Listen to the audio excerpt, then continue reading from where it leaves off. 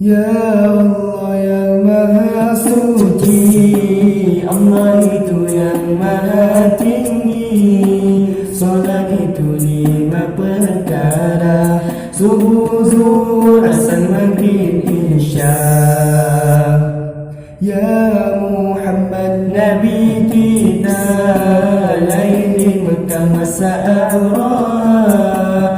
Nama ayahnya itu Abdullah, nama ibundanya Aminah. Sallallahu ala Muhammad, sallallahu alaihi wasallam, sallallahu ala Muhammad, sallallahu alaihi wasallam.